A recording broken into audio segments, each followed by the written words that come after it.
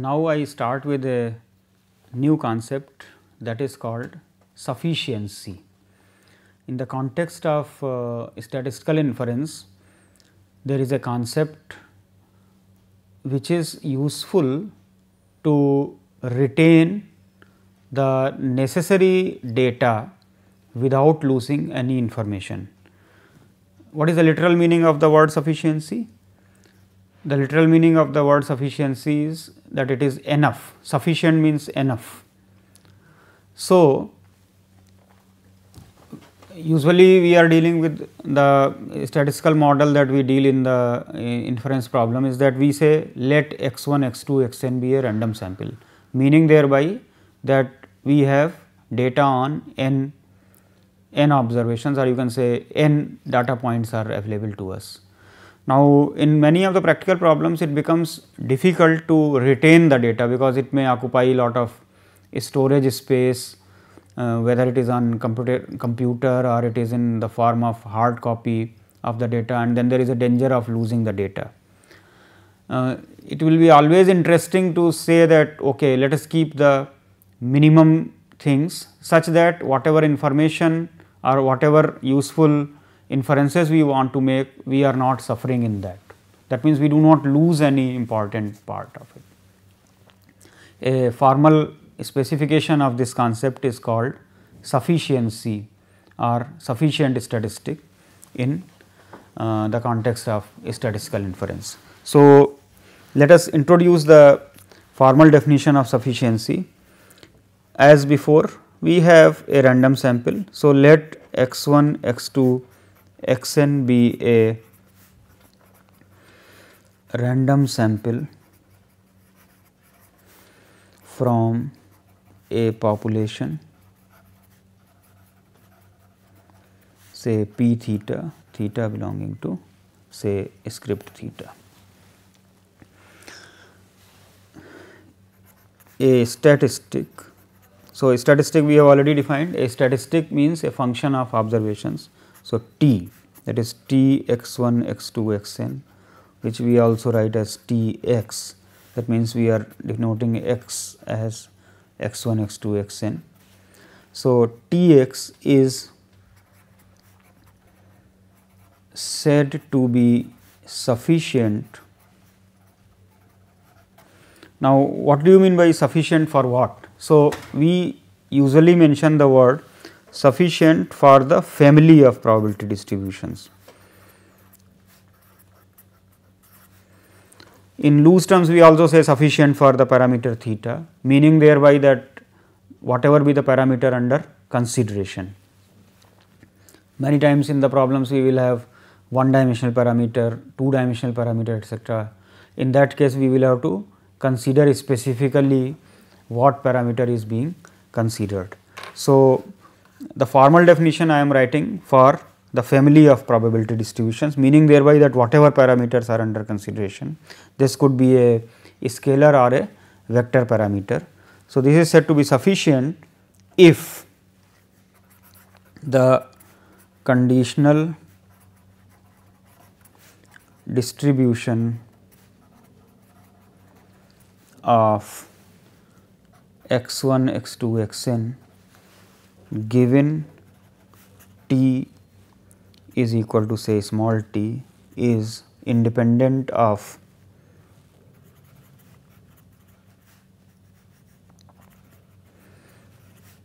theta, of course, except perhaps a null set A, that is on a set A where t takes probability 0. So, this is a exceptional case, but in general the distribution of the random sample given the statistic, if it is independent of the parameter, then we say that this t is independent, then we say that this t is a sufficient statistic. Now, what is the physical interpretation of this definition, that the distribution of x 1, x 2, x n is free from theta, and then we say it is sufficient? What does it mean? It means that now if the distribution is free from theta, that means the distribution of x 1 x 2 x n given t is completely known. So, suppose we know t, we know the distribution of t. Now, this conditional distribution of x 1 x 2 x n given t, since it is free from theta, then that is also known. Therefore, if I merge these two distributions, that is the conditional distribution of x 1 x 2 x n given t and the distribution of t, I get the joint distribution of x 1 x 2 x n and t. From there I get the distribution of x 1 x 2 x n. It means that even if I may not have the initial x 1 x 2 x n with us, but we can generate that distribution once again because of the information, or you can say the distribution of x 1 x 2 x n given t being free from the parameter, and t is known to us. This signifies that if one does not have the original observations x 1 x 2 x n, but has t and a knowledge of the known conditional distribution of x 1 x 2 x n given t, then one can generate say x 1 prime, x 2 prime, x n prime, which will have the same distribution as x 1, x 2, x n. So, this is called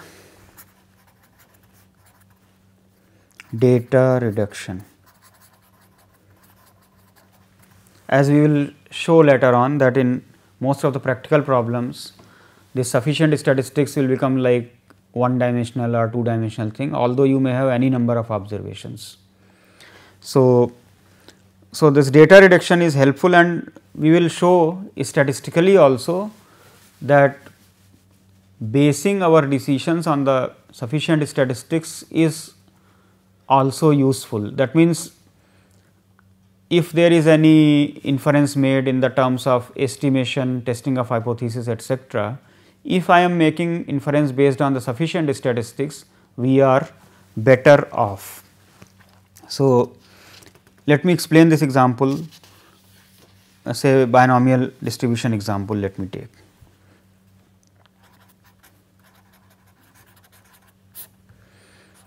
Suppose I have x 1, x 2, x n be a random sample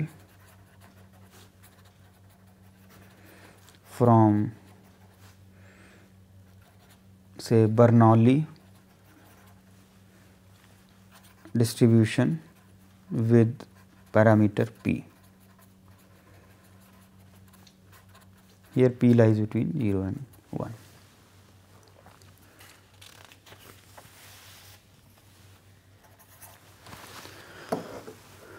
Let us consider say t is equal to sigma xi, I is equal to 1 to n. Let us look at the conditional distribution of, consider the conditional distribution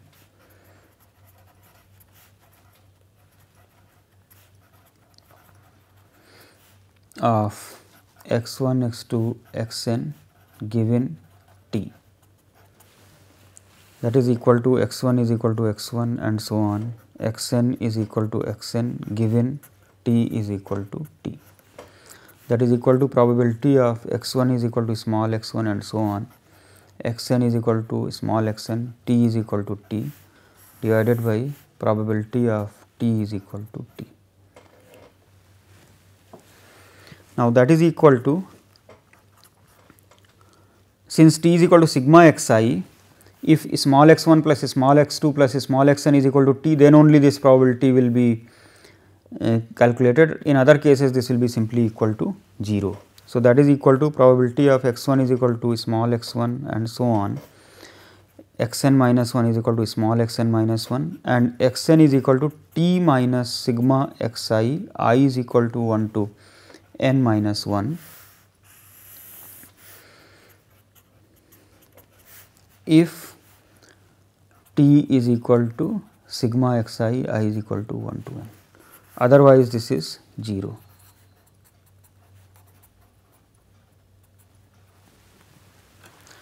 Now, here we can make use of the fact that x 1, x 2, x n are independently distributed Bernoulli random variables.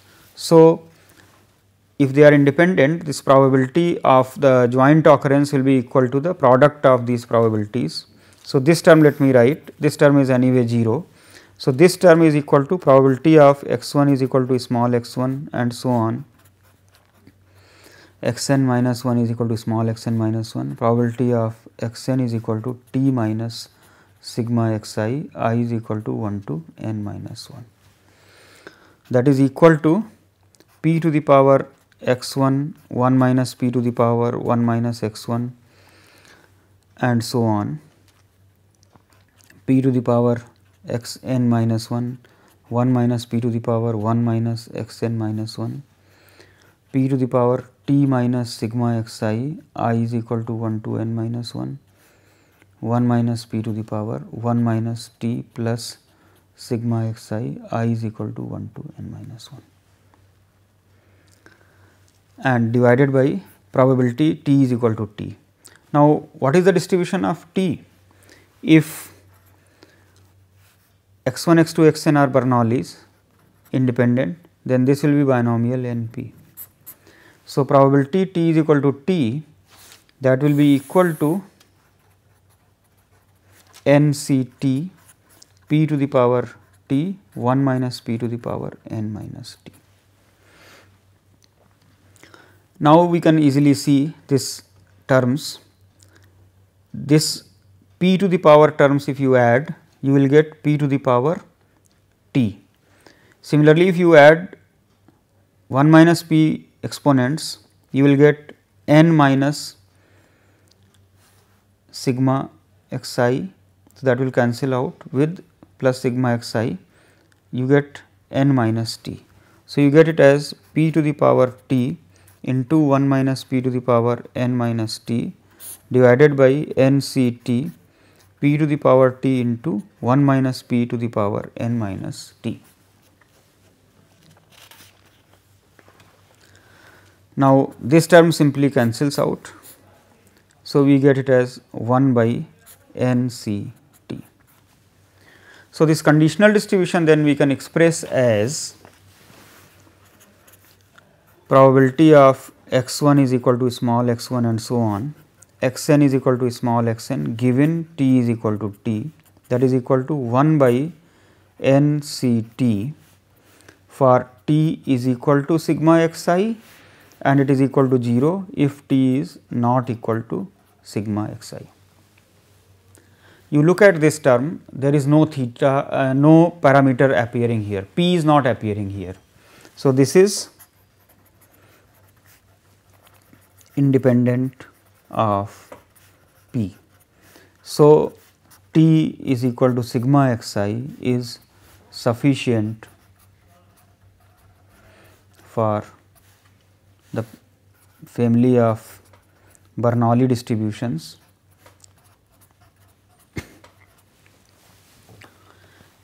we may also say it as that t is sufficient for p here. Now, note here the physical significance of sufficiency. If we are observing x 1, x 2, x n as p independent Bernoulli random variables, that means they are observations related to success or failure in n Bernoullian trials. For example, you are looking at a game of say dart and we are considering hitting a target and we make n aims at the target, then what is important?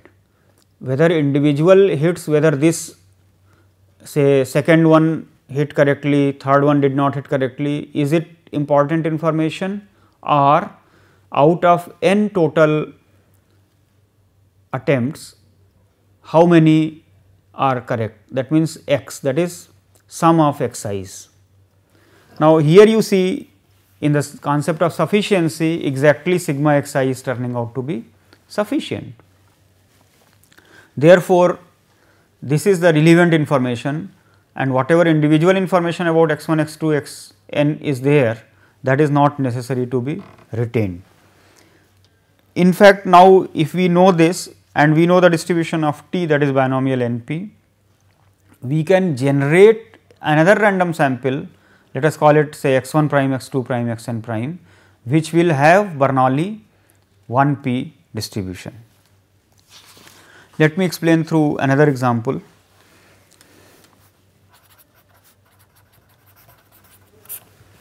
Say let x1, x2, xn be a random sample from Poisson lambda distribution, where lambda is positive. Once again, let us define t is equal to say sigma xi. Now, you can proceed in the same way like in the binomial case. We can consider x1 is equal to x1 and so on, xn is equal to xn given t is equal to t. So, arguing as before, we get it as x1 is equal to x1 and so on, xn minus 1 is equal to xn minus 1, xn is equal to t minus sigma xi, I is equal to 1 to n minus 1, divided by probability t is equal to t, if t is equal to sigma xi 1 to n, it is equal to 0 if t is not equal to sigma xi 1 to n. So, once again this term will be equal to e to the power minus lambda, lambda to the power x I by xi factorial for I is equal to 1 to n minus 1, and the last one is e to the power minus lambda, lambda to the power t minus sigma xi 1 to n minus 1 divided by t minus sigma xi, I is equal to 1 to n minus 1 factorial. Now, this will become e to the power minus n minus 1 lambda and then e to the power minus n lambda, and also we have in the denominator t. Now, this will follow Poisson n lambda, because Poisson distribution is additive. So, if we are considering a random sample, each one following Poisson lambda, then sigma xi will follow Poisson n lambda. So, we can write e to the power minus n lambda to the power t by t factorial. So, this e to the power minus n lambda cancels out, and if you look at lambda to the power x1 plus x2 plus xn minus 1, that cancels here, you get lambda to the power t, and in the denominator also we have lambda to the power t here. So, what we get here? This t factorial will go in the numerator. So, let me write it here.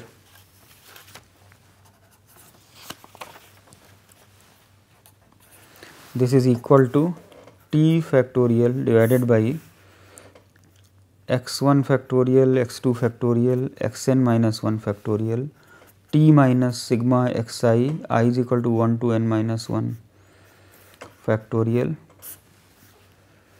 if t is equal to sigma xi and it is equal to 0, if t is not equal to sigma xi, I is equal to 1 to n. Once again you notice here that this is independent of t. So, t is equal to sigma xi, this is independent of lambda, sorry. So, t is equal to sigma xi is sufficient for the family of Poisson distributions. We may also say that sigma xi is sufficient for the parameter lambda. Now, we can make certain statements here.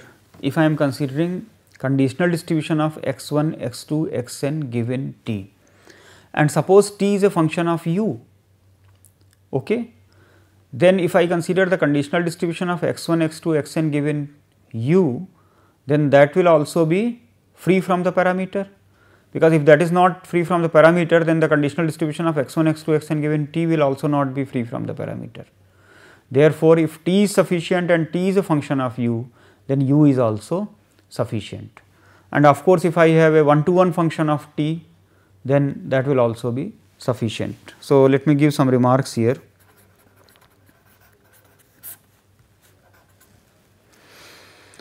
Let t be sufficient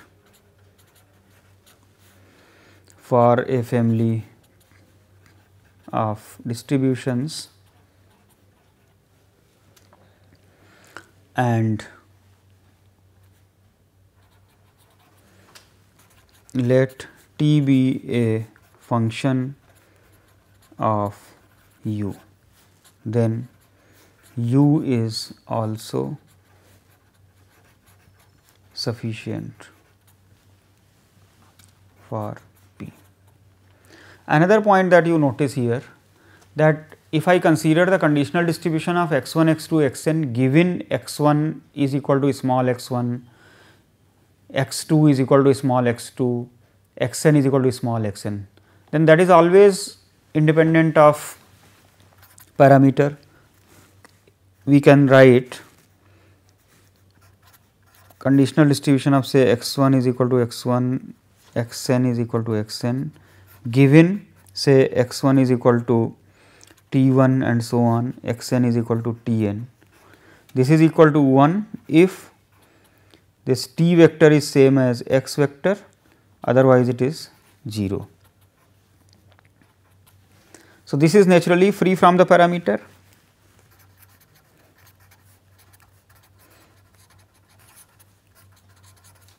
Free from the parameter. So, the sample x is always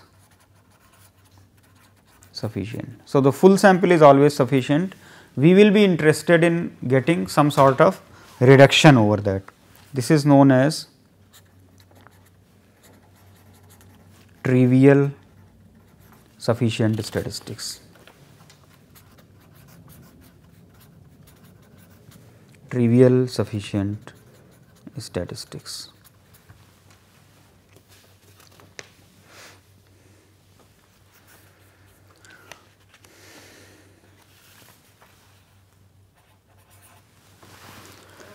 Let me formally prove that given a sufficient statistics, we can generate the original sample.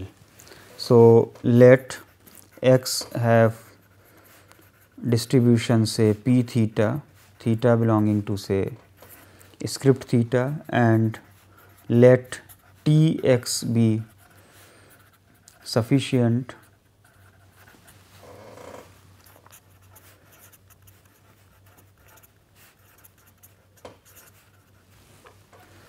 then given t we can generate random variable y which has the same distribution p theta, that is the same distribution of x. So, the conditional distribution of x given t is independent of theta. So, after observing t is equal to t, we conduct a random experiment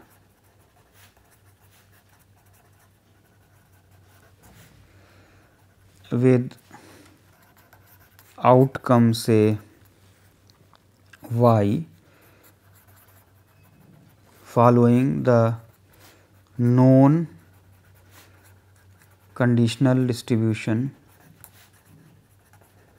of x given t, then y and x have the same distribution.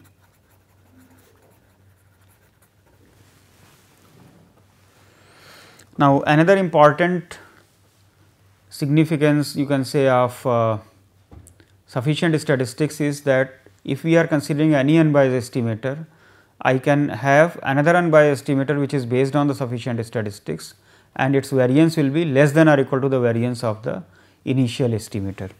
This famous result is known as Rao-Blackwell theorem. It is named after the Indian statistician C.R. Rao, who proved this result in 1945, and David Blackwell 1947. Let x1, x2, xn be a random sample from a population with distribution p theta, theta belonging to say script theta. Let delta x be an unbiased estimator of parametric function say g theta, and t be sufficient.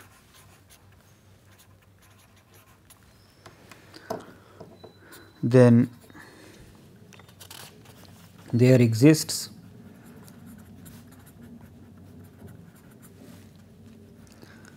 an unbiased estimator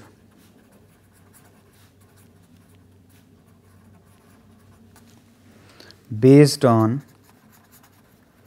t alone, which has variance not more than that of delta x. Now, this is a very significant statement. In a given problem, if I have a sufficient statistics, then I can always base our unbiased estimators on that statistics, so that I will do better than if I do not base it. That means, I will be utilizing the full information in the sample for making my statistical inference. The proof is in fact not very difficult.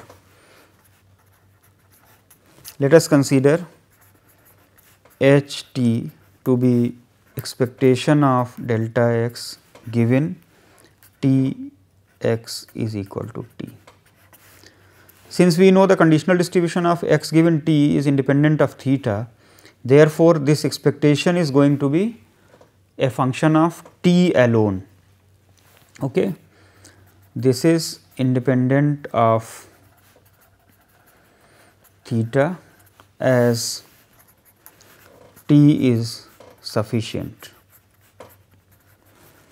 So, H t is a statistic and I can consider it for my estimation purpose. Let us consider expectation of H t.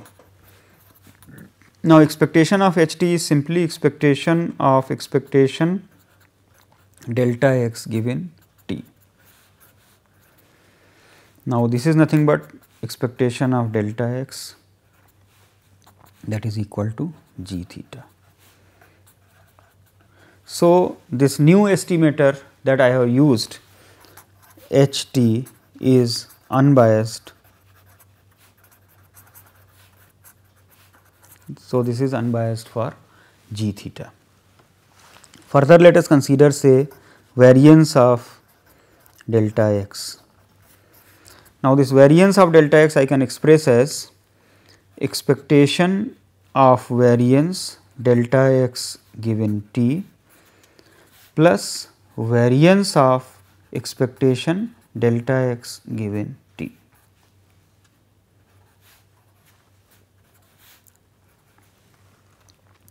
Now, this is equal to this quantity. If you see, this is a non-negative quantity, and expectation of delta x given t we have defined to be h t. So, this is equal to variance of h t. So, what we are getting, variance of delta x is equal to variance of h t plus a non-negative quantity,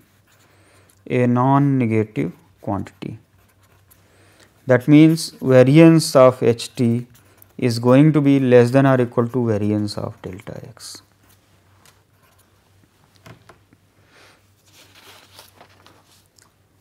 We will give applications of this result a little later.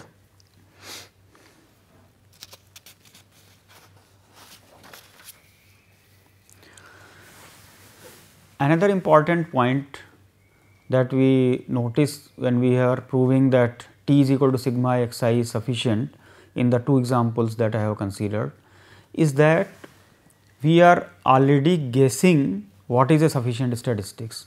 Now, in many given problems it may not be obvious that what is sufficient, and therefore, this definition of taking conditional distribution to prove that a given statistic is sufficient may be too cumbersome, and moreover it may give rise to, like, we consider conditional distribution of x 1 x 2 x n given say x 1 minus x 2 plus x 3 minus x 4 and so on.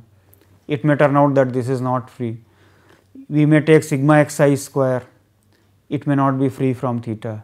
Then how to get, or you can say how to guess an sufficient statistic. Fortunately for this, there is a important result called factorization theorem, which readily produces the sufficient statistics.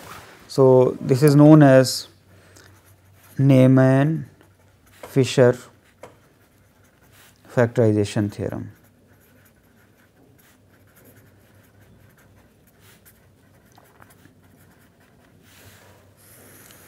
Named after R. A. Fisher and Georgy Neyman, who proved in around 1939.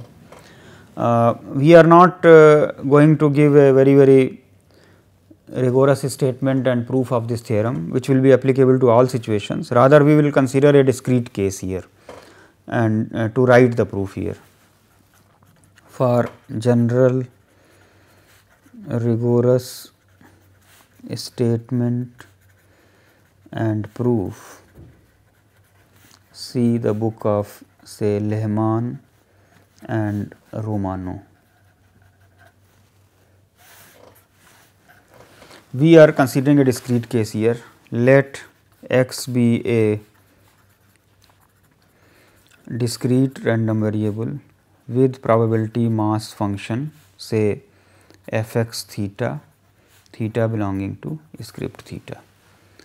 Then T x is sufficient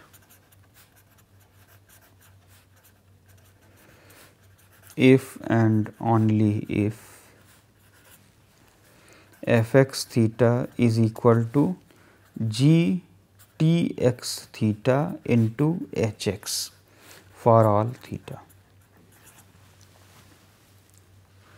So, we are calling this as the factorization theorem. What I am saying is the distribution can be written as product of two terms g and h, where h is a term where parameter does not appear.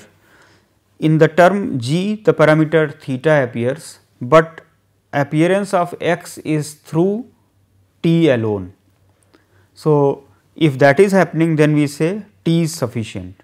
So, the factorization means that the part of the distribution where the parameter is involved should involve only the sufficient statistics in the form of variables, and the other term should be free from the parameter.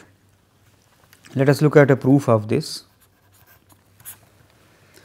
So, we are considering the discrete case here. So, let us assume say f x theta is equal to g of T x theta h x. Now, let us consider say probability that T x is equal to t, that is equal to, now this is a probability which is involving a function of the random variable x. So, this can be considered as the sum over the probability mass function over those values of x for which T x is equal to t. if I am assuming this factorization, I can write it as g of T x theta into h x x such that T x is equal to T. Now, in the term h x, this T x is equal to T condition is not it is coming, whereas here T x is equal to T will be true for all the values. So, this term can be taken out of the summation sign. This can be written as g T theta sigma h x over x such that T x is equal to T. So, if I consider probability of x is equal to say x prime given T x is equal to T, that means conditional distribution of x given T, this is equal to 0 if T x prime is not equal to T, and in other case it is equal to probability of x is equal to x prime, T x is equal to T x prime divided by probability of T x is equal to T, which is actually equal to T x prime here, because I am taking T x prime is equal to T.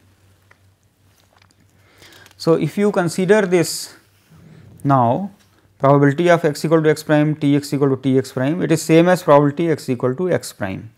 So, this becomes equal to, let me consider only this star portion, let me call this as a star here, I will consider this portion. So, this star portion is equal to p theta x is equal to x prime divided by g t theta sigma h x x such that T x is equal to T, that is equal to g t theta h x prime divided by g t theta h x sigma x such that T x is equal to T. Now, this term cancels out. So, you look at this conditional distribution of x given T. Now, this term is free from the parameter independent of theta. So, the conditional distribution of x given T is independent of the parameter. So, T is sufficient by the definition of the sufficiency. Let us take the converse part of this theorem. Let us assume that T is sufficient for theta. If we assume that T is sufficient for theta, that means I am saying the conditional distribution of x given T x is a function of only x prime and T, that is independent of theta. But this left hand side you can write as p theta x is equal to x prime, T x is equal to T x prime divided by probability T x is equal to T x prime, that is equal to C x prime T if T x prime is equal to T. In other case, of course, it is equal to 0. So, we do not write that case here. This means that probability of x equal to x prime is equal to C x prime T and this term. Now, what is this term? This term will be simply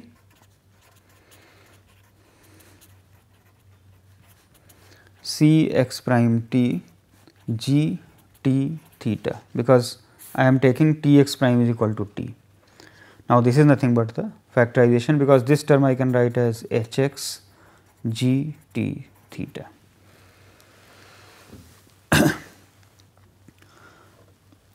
So, I have considered this discrete case here, because it is easy to write these conditional probabilities. If the distributions are continuous, then probability of T x equal to T does not make sense, because that will be 0.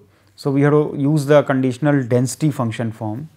So, the general proof which is given in the Lehmann and Romano, this takes care of all these cases. Another point which I would like to mention here, I have taken theta to be a scalar, but suppose theta is a vector here, then what will be the change here? If we make this assumption, this theta will become vector, this theta will become vector here. Here also theta will become a vector, this will become a vector, this will become a vector. So, there is no change in the argument here. That means, if the factorization holds, T will be sufficient. Let us look at the converse part. In the converse part, we are saying that this is free from theta. So, theta will become vector here and it will not make any difference. And here we will write it as a function of t and theta, where theta is a vector parameter. So, this result holds even if theta is a vector parameter. And another thing is about t also.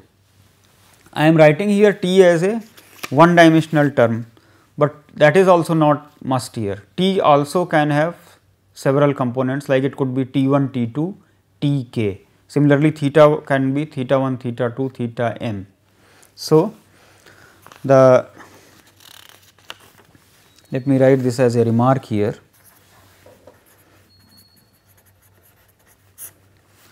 The theorem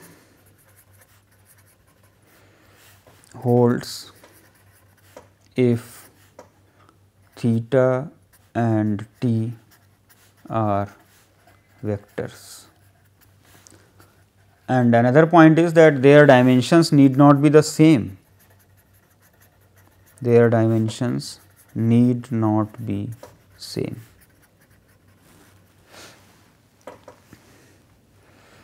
Now, let us revisit our statement. I said that if t is a function of u, then u is also sufficient.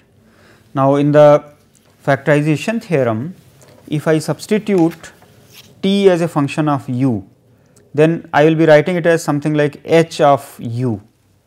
If I put that thing, then it will mean that u is also sufficient by the same argument. So, let me add that here. If t is sufficient and t is a function, say alpha of u, then let us look at the density function. F of x theta is equal to g of t x theta into h x. This we can write as g of, now t, it is a function of alpha u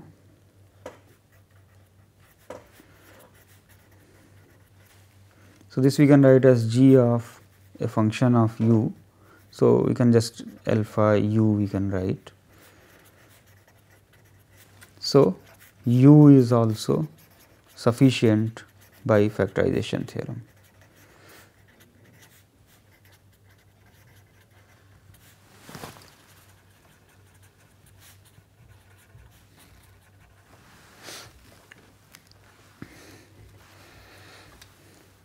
However, if v is a function of t, then v need not be sufficient.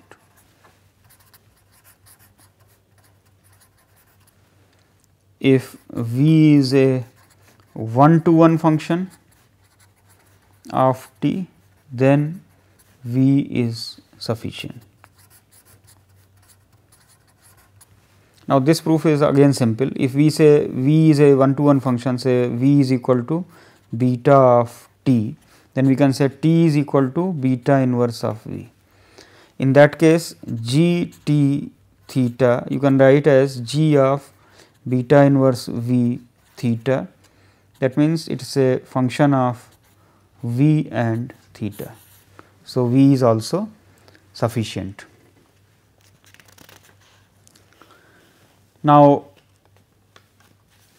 the definition of sufficiency can be used to prove whether a given statistic is sufficient are not sufficient, because you can find out the conditional distribution of a given statistic and you can see whether it is free from the parameter or not. However, you should know what statistic you are checking, whereas the factorization theorem yields a sufficient statistic because it is appearing there.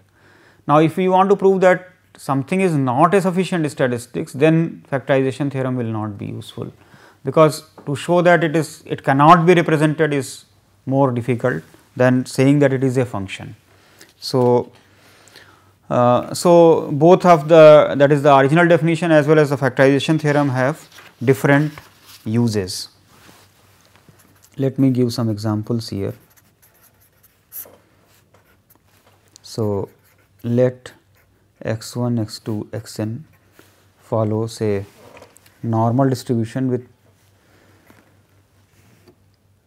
mean mu and variance sigma square. I will consider different cases. As I mentioned to you that the sufficiency is a property of the family of distributions, it is not a property of a variable or a property of the parameter. It is a property which is holding for the family. So, here we are saying mu belongs to R, sigma square is positive. Let us take special cases. Suppose I say sigma square is known, say sigma square is equal to 1. That means, I am saying x1, x2, xn follows normal mu 1 distribution. Now, let us write down the joint distribution of x1, x2, xn. So, that is equal to product 1 by root 2 pi e to the power minus 1 by 2 xi minus mu square, I is equal to 1 to n. So, this if you see 1 by root 2 pi to the power n e to the power minus sigma 1 by 2 x minus mu square. This we can write as 1 by root 2 pi to the power n e to the power minus sigma xi square by 2 e to the power minus n mu square by 2 plus n mu x bar, because here if I take the cross product term, that is twice mu xi with a minus sign. So, 2 will cancel out, minus minus will become plus. So, we get mu sigma xi, that I write as n mu x bar. Now, if you write this function as h of x and this part we consider as a function of x bar and mu, then it is exactly in the form of factorization theorem. We have one term which is free from the parameter and the other term which is dependent upon the parameter depends on the variable only through x bar. So, by factorization theorem,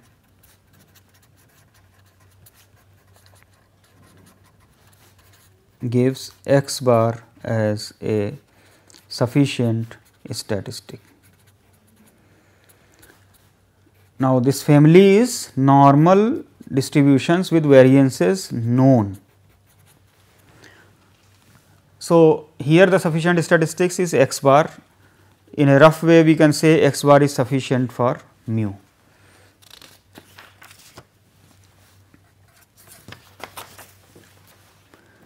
Let us take the second case. I take mu is known. If mu is known, say mu is equal to mu naught. In that case, the distribution of x1, x2, xn is normal mu naught sigma square. So, the joint distribution of x1, x2, xn will become 1 by sigma root 2 pi e to the power minus 1 by 2 xi minus mu naught sigma square, that is equal to 1 by root 2 pi to the power n sigma to the power n e to the power minus. Now, this term we write as sigma xi minus mu naught square by twice sigma square. Here you see I cannot separate out xi's like in the case of sigma known case. So, we can say here that sigma xi, this term I write as say hx and remaining term I write as g of sigma xi minus mu naught square and sigma square. So, sigma xi minus mu naught square is sufficient for the family of normal distributions. Now, we may do this factorization in different way also. We may write here 1 by root 2 pi to the power n sigma to the power n, and as before let us expand this.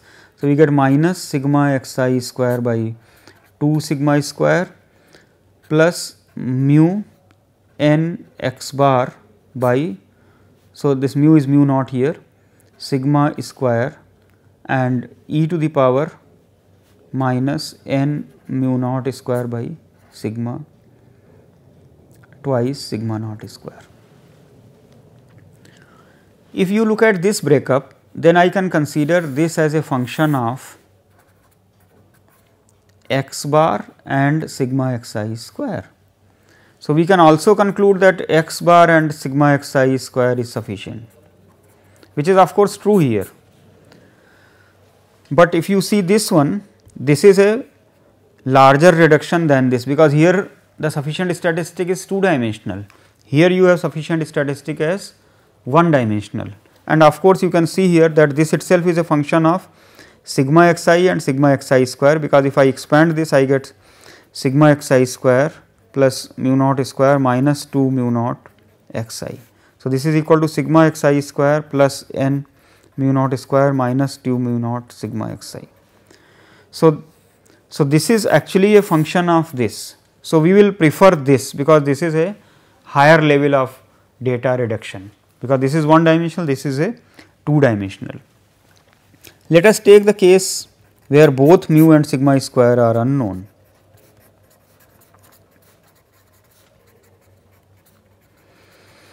Now, notice here, if both are unknown, then I have to consider the joint distribution by treating both mu and sigma square as the parameter. So, this is a 2 dimensional parameter case here, and the product of the individual distributions of x1, x2, xn, it is equal to 1 by 2 sigma square xi minus mu square. You expand this, this is equal to 1 by root 2 pi to the power n sigma to the power n e to the power minus n mu square by 2 sigma square minus sigma xi square by twice sigma square plus n mu, or you can say mu sigma xi by sigma square. So, this term you can see it is a function of,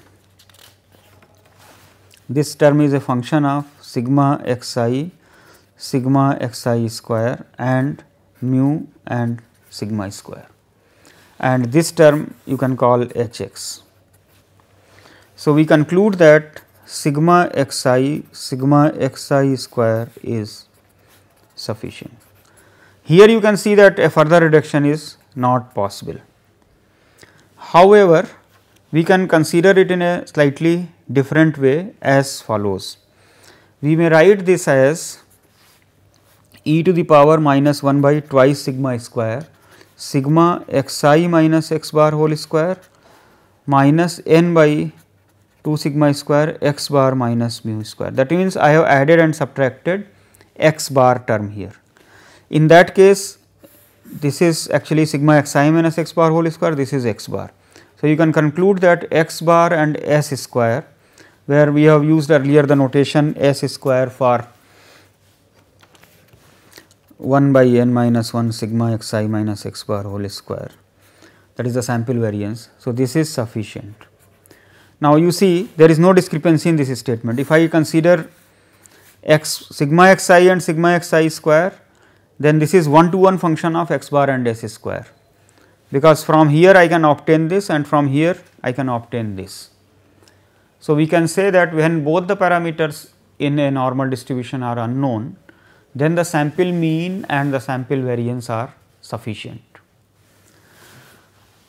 Now, many times we are using it as a misnomer that x bar is sufficient for mu and s square is sufficient for sigma square. Actually, we have to say this is sufficient for the family normal mu sigma square, mu belonging to R and sigma square greater than 0. I will just explain this discrepancy may occur if we do not maintain this family here. For example, I take another case, say sigma is equal to sigma square is equal to say sigma is equal to mu, then what happens to the density? It is the distribution is normal mu square.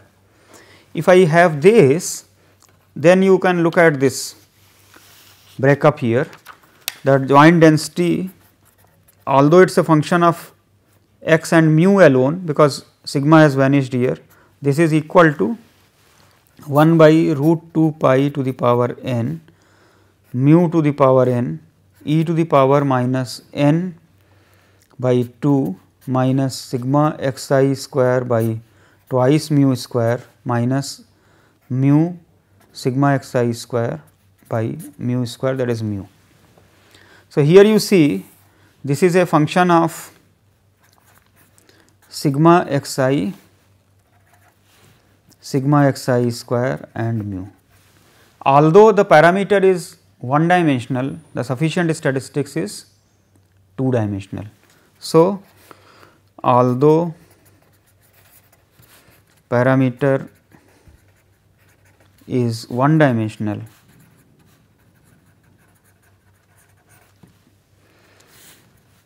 sigma xi square is sufficient. So, again the statement is again the same, that is sigma xi square is sufficient for this family normal mu square. Of course, we may put mu greater than 0 here. So, sufficiency is a property of the family of distributions. In the next lecture, we will consider few more examples, that is how to apply the factorization theorem to derive the various sufficient statistics, and we will look at the maximal data reduction by means of sufficiency, that is the concept of minimal sufficient statistics. So, in the next lecture we will be considering these concepts.